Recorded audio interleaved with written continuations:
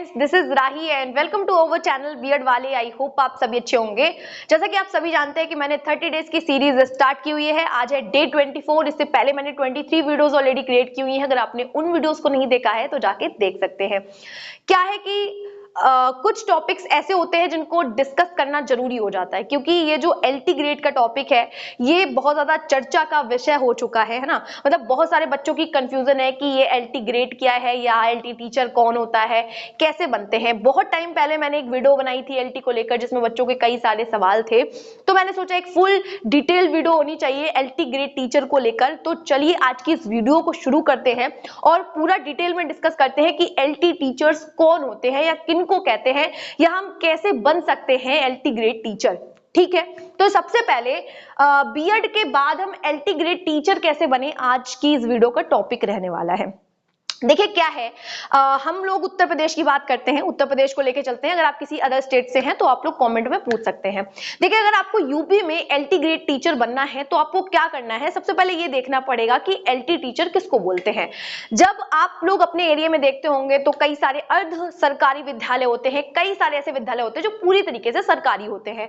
तो जो विद्यालय पूरी तरीके से सरकारी होते हैं उनमें जो 9th और 10th के शिक्षक होते हैं उनको हम लोग एलटी ग्रेड टीचर कहते हैं। ठीक है, ये जो एलटी ग्रेड टीचर होते हैं ये टीजीटी लेवल के ही टीचर होते हैं। या तो हम उन टीचर्स को टीजीटी कहते हैं या तो एलटी ग्रेड टीचर कहते हैं। लेकिन इन दोनों में डिफरेंस क्या है, डिफरेंस बस इतना सा ही है कि जो टीजीटी टीचर्स होते हैं वो अर्ध सरकारी विद्यालयों में 9th-10th के टीचर होते हैं और जो एलटी ग्रेड टीचर होते हैं वो सरकारी विद्यालयों में जीजीआईसी या जीआईसी विद्यालयों में कक्षा 9 और 10 के शिक्षकों को हम लोग एलटी ग्रेड टीचर कहते हैं। और क्या है, अलग अलग आयोग अलग अलग एग्जाम कंडक्ट करवाते हैं। तो माध्यमिक शिक्षा सेवा चयन आयोग जब कंडक्ट करवाता है एग्जाम तब हम उन्हें टीजीटी टीचर कहते हैं। जब लोक सेवा शिक्षा चयन आयोग कंडक्ट करवाता है तब हम उसे एलटी ग्रेड टीचर कहते हैं। अलग अलग आयोग कंडक्ट करवा रहा है और साथ ही में अर्ध सरकारी और सरकारी का ही फर्क है, वरना दोनों ही एक जैसी पोस्ट है। ठीक है, समझ आया इतना। तो एलटी ग्रेड अगर आप टीचर बनना चाहते हैं बीएड के बाद में एलटी ग्रेड क्या होता है तो ये समझ लीजिए कि बीएड के बाद अगर आप एलटी का एग्जाम देते हैं तब आप सरकारी विद्यालयों में कक्षा 9 और 10 के शिक्षक बन जाएंगे और आपको एलटी ग्रेड शिक्षक कह के पुकारा जाएगा। समझ आई इतनी बात।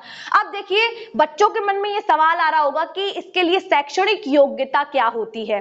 तो भाई सबसे पहले आपने ग्रेजुएशन किया होना चाहिए। मैं हमेशा से बोलती हूँ कि आप अपनी स्ट्रीम कभी मत छोड़िए। अगर आपने 12th में साइंस से रिलेटेड सब्जेक्ट पढ़े हैं तो आप साइंस कंटिन्यू रखिए। अगर आपके पास आर्ट्स से रिलेटेड सब्जेक्ट है तो आप अपने आर्ट्स से संबंधित जो भी विषय है उसको कंटिन्यू रखिए। क्या रहता है कि हम 12th तक साइंस पढ़ते आ रहे हैं, आगे हमने अपनी स्ट्रीम चेंज कर ली, हम आर्ट्स पढ़ेंगे तो वहां पे ही मामला गंभीर हो जाता है। तो आपको क्या करना है, ग्रेजुएशन अगर आपने किया है प्लस आपने ग्रेजुएशन में वही विषय वही सब्जेक्ट पढ़े हैं जो आप 12th में पढ़ते हुए आए हैं।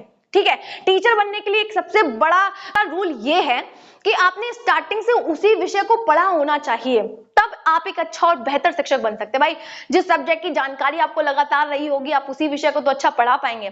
तो यहाँ पे भी क्या है, जो भी हमारी क्वालिफिकेशन है वो ये कह रही है कि आपने ग्रेजुएशन में उन्हीं विषयों को पढ़ा हो जो आप पहले 12th में पढ़ते हुए आए हैं। मतलब 12th के सब्जेक्ट और ग्रेजुएशन के सब्जेक्ट में सिमिलैरिटी होनी चाहिए। ठीक है, साथ ही में आपने एनसीटी मान्यता प्राप्त विश्वविद्यालय में जो भी है बीएड किया होना चाहिए। यानी आपके पास ग्रेजुएशन और बीएड की डिग्री होनी चाहिए। साथ ही में आपने ग्रेजुएशन में वही विषय पढ़े हो जो आप 12th में पढ़ के आए हैं। ऐसा ना हो पहले आपके पास साइंस साइड रही है फिर आपने आर्ट्स ले ली है, या आपके पास पहले आर्ट्स रही है फिर आपने साइंस साइड ले ली है। ऐसा नहीं चलने वाला है, क्योंकि यहाँ पे भी कॉम्बिनेशन बनता है विषयों में। ठीक है, समझ रहे हैं आप लोग। तो ग्रेजुएशन होना चाहिए, साथ में आपके पास बीएड की डिग्री होनी चाहिए, आवश्यक है। ओके, अब देखिए एलटी ग्रेड टीचर कौन होता है, किसे कहते हैं। तो अभी मैंने बताया सरकारी विद्यालयों में कक्षा 9-10 के जो शिक्षक होते हैं उन्हें ही हम लोग एलटी ग्रेड टीचर कहते हैं। साथ ही में बस आयोग अलग अलग होता है। ठीक, अब यहाँ पे क्या है, आयु सीमा की बात करें यानी एज के क्राइटेरिया की बात करें तो जो बच्चे 21 साल के हैं, मतलब 21 से 40 के बीच के जो लोग हैं वो आराम से एलटी ग्रेड का जो फॉर्म है जो एग्जाम है वो दे सकते हैं। यहाँ पे आरक्षित जो भी लोग हैं उनके लिए छूट है, मतलब SC ST है या फिर जो शेड्यूल कास्ट या शेड्यूल टाइप के लोग हैं उनके लिए छूट है, उनके लिए आरक्षित सीटें हैं, ठीक है। लेकिन जो भी बच्चे 21 से 40 साल के बीच आते हैं वही आवेदन कर सकते हैं इस परीक्षा के लिए।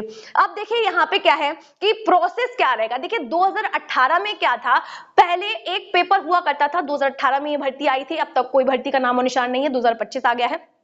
काफी दुख के साथ कहना पड़ रहा है ना।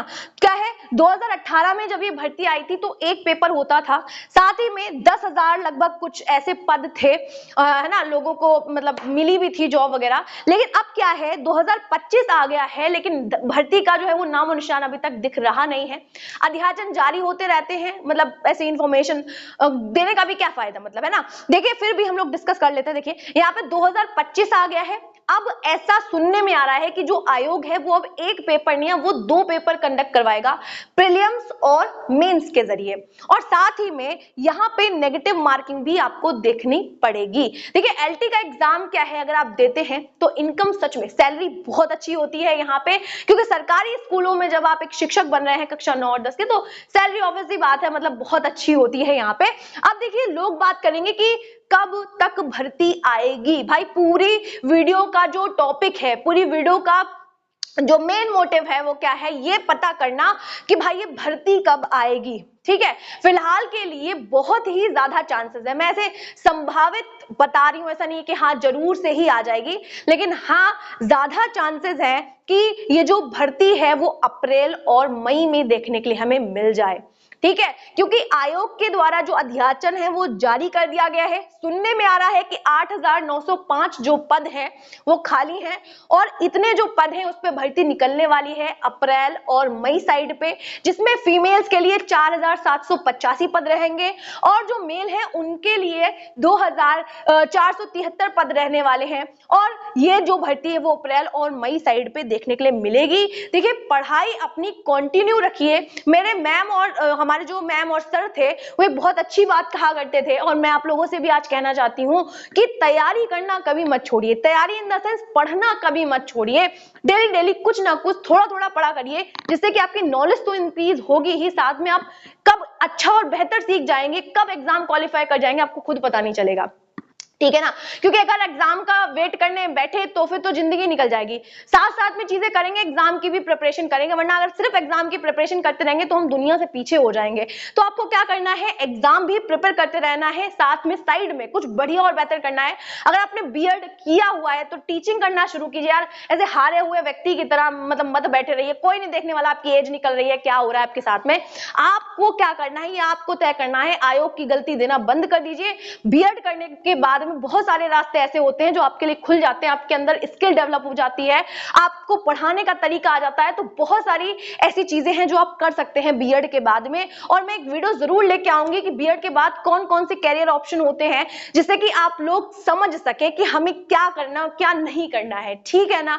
मतलब ऐसे नहीं कि हम रो रहे हैं बैठ के कि हमारा कॉम्बिनेशन नहीं बन रहा है, अब हम क्या करें। उसके अलावा भी बहुत सारी चीजें होती हैं जिससे कि आप अर्निंग कर सकते हैं। आई थिंक ये जो वीडियो है वो आपको समझ आई होगी। और अगर कोई भी कंफ्यूजन रहती है बीएड से रिलेटेड, मैं हमेशा बोलती हूँ आप लोगों से, क्योंकि आपका प्यार और साथ इतना ज्यादा बना हुआ है, सच में बहुत मोटिवेशन मिलता है। बहुत सारे बच्चे ऐसे हैं, मतलब एक बच्चा था उसने पता नहीं क्या कमेंट किया हुआ था कि आके बकर बकर करके चली जाती हूँ। मतलब सीरियसली लिटरली मुझे नहीं लगता, मतलब पता नहीं कैसा फील हुआ मुझे, लेकिन हाँ मुझे लगा कि यार वैसे इतने सारे कमेंट्स में सिर्फ वो एक कमेंट था जो मुझे डिमोटिवेट कर रहा था। लेकिन कोई बात नहीं, चलो आप लोगों का वो भी मंजूर है, बस जो है फीडबैक दिए रहा करिए, अच्छा लगता है वो भी, ठीक है। तो कुल मिला के आई थिंक आपको वीडियो समझ आई होगी। और अगर आपको लगता है कि कुछ भी समझ नहीं आया है तो कमेंट में पूछिए कैसा क्या कब करना है, मैं सबका रिप्लाई करूंगी, नहीं तो वीडियो एक क्रिएट कर दूंगी जिससे कि आप लोगों की कंफ्यूजन दूर हो जाए। वीडियो इन्फॉर्मेटिव लगी हो तो वीडियो को लाइक करना, चैनल को सब्सक्राइब करना, साथ ही में अपने साथियों के साथ शेयर करना मत भूलिएगा। मिलते हैं इस तरीके की मोर इन्फॉर्मेटिव वीडियो के लिए, तब तक के लिए जय हिंद।